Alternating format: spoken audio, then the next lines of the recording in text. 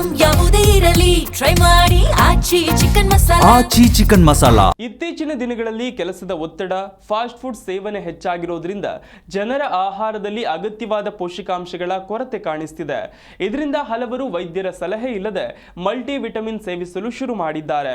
ಆದರೆ ಈ ರೀತಿ ಪ್ರತಿದಿನ ಮಲ್ಟಿ ವಿಟಮಿನ್ ಸೇವಿಸೋದು ಸರಿನಾ ಅಥವಾ ಅದು ಆರೋಗ್ಯಕ್ಕೆ ಹಾನಿ ಉಂಟು ಮಾಡುತ್ತಾ ಅನ್ನೋದನ್ನ ತಿಳಿದುಕೊಳ್ಳೋದು ಅಗತ್ಯ. ಈ ಬಗ್ಗೆ ಸ್ಪಷ್ಟ ಮಾಹಿತಿ ಇಲ್ಲಿದೆ ನೋಡಿ.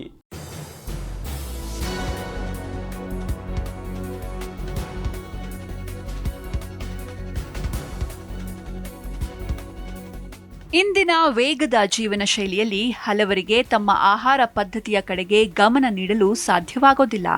ಈ ಕಾರಣದಿಂದ ದೇಹಕ್ಕೆ ಅಗತ್ಯವಾದ ಪೋಷಕಾಂಶಗಳನ್ನು ಪೂರೈಸಲು ಹಲವರು ಮಲ್ಟಿ ವಿಟಮಿನ್ಗಳ ಮೇಲೆ ಅವಲಂಬಿತರಾಗಿರ್ತಾರೆ.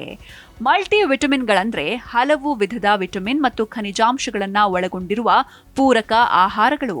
ಉದಾಹರಣೆಗೆ vitamin A, B, C, D, E ಜೊತೆಗೆ ಐರನ್, ಕ್ಯಾಲ್ಸಿಯಂ, ಜಿಂಕ್ ಮುಂತಾದ ಇವೆಲ್ಲವುಗಳು ಒಂದೇ ಮಾತ್ರೆಯಲ್ಲಿ ದೊರೆಯುವಂತಹ ಸಪ್ಲಿಮೆಂಟ್ಸ್.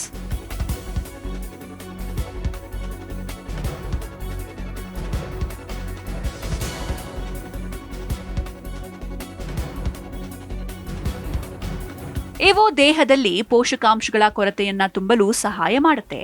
ಸಾಮಾನ್ಯವಾಗಿ ದೇಹದಲ್ಲಿ ಯಾವುದಾದ್ರೂ ವಿಟಮಿನ್ ಅಥವಾ ಖನಿಜಾಂಶಗಳ ಕೊರತೆ ಕಂಡು ಬಂದಾಗ ಅಥವಾ ವ್ಯಕ್ತಿಯ ಆಹಾರ ಸಮತೋಲನದಲ್ಲಿ ಇಲ್ಲದಿದ್ರೆ ವೈದ್ಯರು ಮಲ್ಟಿ ವಿಟಮಿನ್ ತೆಗೆದುಕೊಳ್ಳುವಂತೆ ಸಲಹೆ ನೀಡ್ತಾರೆ.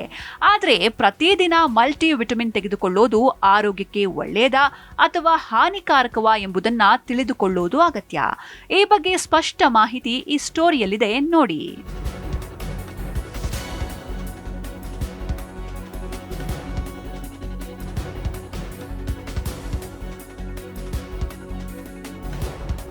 ಪ್ರತಿದಿನ ಮಲ್ಟಿವಿಟಮಿನ್ ತೆಗೆದುಕೊಳ್ಳೋದು ಸರಿಯೇ? ತಜ್ಞರು ಹೇಳುವ ಪ್ರಕಾರ ಪ್ರತಿಯೊಬ್ಬರೂ ಪ್ರತಿದಿನ ಮಲ್ಟಿ ವಿಟಮಿನ್ ತೆಗೆದುಕೊಳ್ಳೋದು ಅಗತ್ಯ ಇಲ್ಲ.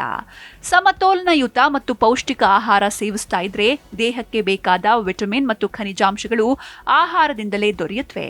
ಹಣ್ಣುಗಳು, ತರಕಾರಿಗಳು, ಧಾನ್ಯಗಳು, ಬೇಳೆಗಳು ಮತ್ತು ಪ್ರೋಟೀನ್ ಯುಕ್ತ ಆಹಾರಗಳನ್ನು ನಿಯಮಿತವಾಗಿ ಸೇವಿಸೋರಲ್ಲಿ ಸಾಮಾನ್ಯವಾಗಿ ಪೋಷಕಾಂಶಗಳ ಕೊರತೆ ಕಾಣಿಸದು. ಕೆಲ ಸಂದರ್ಭಗಳಲ್ಲಿ ಮಾತ್ರ ಮಲ್ಟಿ ವಿಟಮಿನ್ ಅಗತ್ಯವಾಗಬಹುದು. ಉದಾಹರಣೆಗೆ ಸಮತೋಲಿತ ಆಹಾರ ಸೇವನೆ ಮಾಡದವರು, ವೃದ್ಧರು, ಗರ್ಭಿಣಿಯರು, ಮಗುವಿಗೆ ಹಾಲುಣಿಸುವ ಮಹಿಳೆಯರು ಅಥವಾ ಕೆಲವು ಆರೋಗ್ಯ ಸಮಸ್ಯೆಗಳಿಂದ ಬಳಲ್ತಾ ಇರೋರು ವೈದ್ಯರ ಸಲಹೆಯ ಮೇರೆಗೆ ಮಲ್ಟಿ ವಿಟಮಿನ್ ತೆಗೆದುಕೊಳ್ಳಬಹುದು.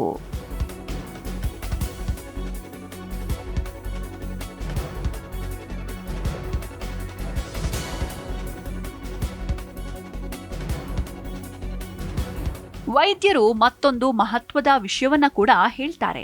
ಕೆಲವು ವಿಟಮಿನ್ಗಳು ವಿಟಮಿನ್ ಎ, ಡಿ, ಇ ಮತ್ತು ಕೆ ದೇಹದಲ್ಲಿ ಸಂಗ್ರಹವಾಗುವ ಸ್ವಭಾವ ಹೊಂದಿವೆ.